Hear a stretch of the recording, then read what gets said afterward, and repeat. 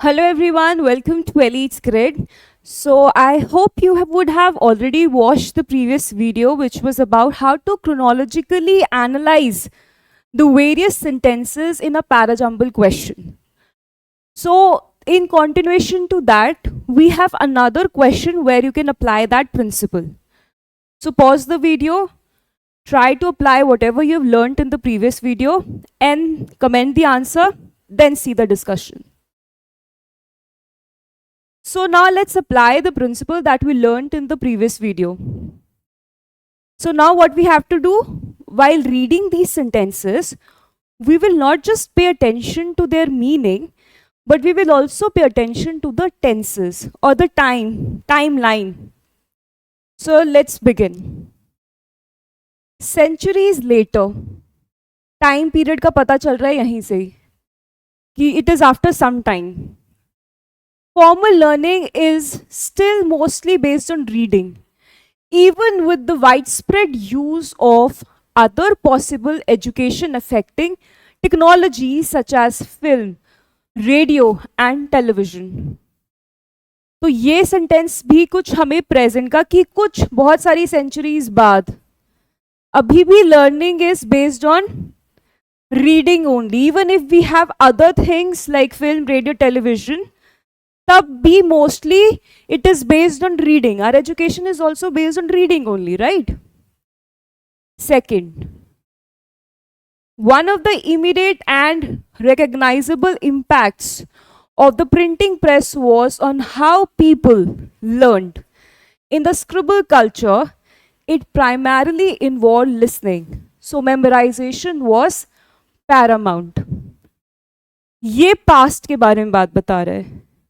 Was मतलब ये बात प्रेजेंट का सेंटेंस है, ये पास्ट का है.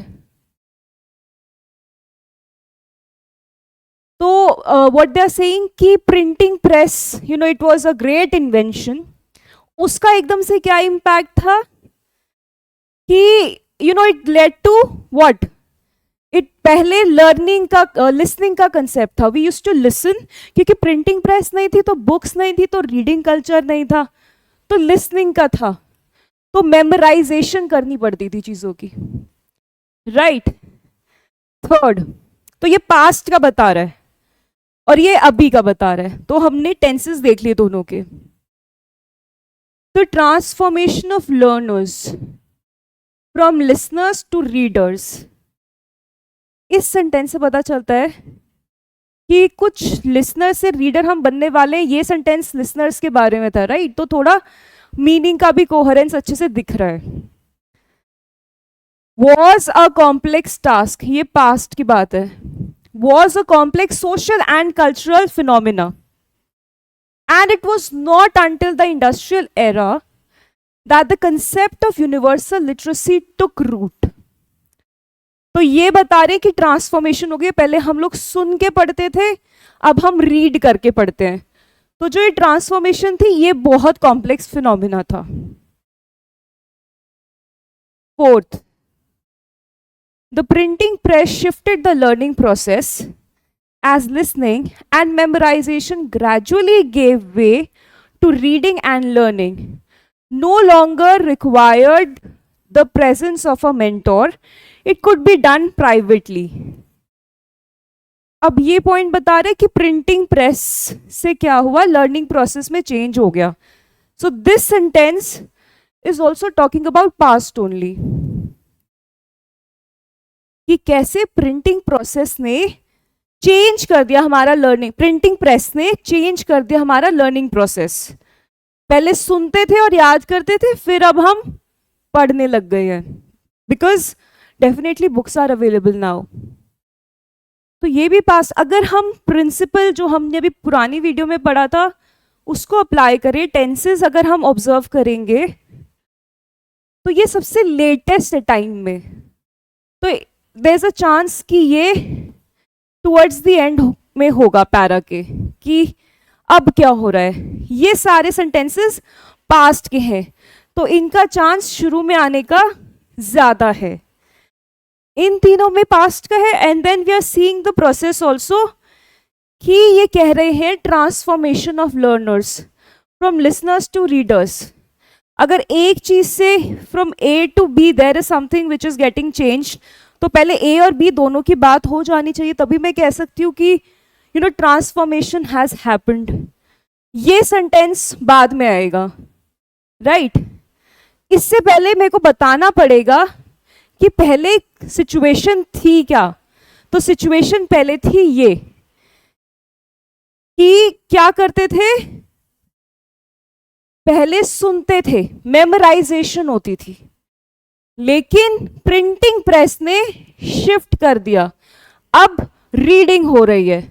तो लिसनिंग से रीडिंग हो रही है। फिर उस ये जो ट्रांसफॉर्मेशन हुई है, अब हम उसके बारे में कमेंट करेंगे। तो transformation of learners to readers was a complex task. तो हम इस प्रोसेस पे कमेंट कर रहे हैं। तो ये प्रोसेस पहले हो जाना चाहिए, लिसनिंग का, फिर रीडिंग का, फिर इस प्रोसेस पे हम कमेंट करेंगे, जो कि थर्ड सेंटेंस है। तो कमेंट बाद में आएगा, पहले चेंज आएगा। चेंज में पहली ओरिजिनल कंडीशन थी ये, दूसरी सिचुएशन थी ये। So 2, 4, 3, 1. This was a CAT previous year question. So I think now it is very clear. Conceptually भी था, meaning wise भी coherent है, पर आप देख सकते हो कि time wise भी एक pattern है।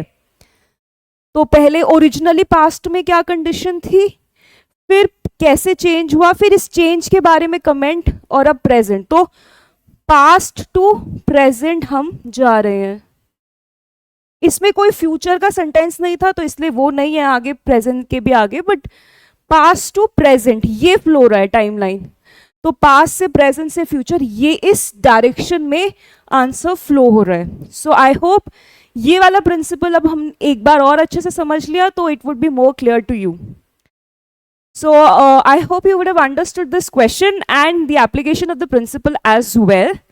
So if you want a video on some specific question, some specific concept, you can let us know. And till then, keep working hard for your exam. Thank you.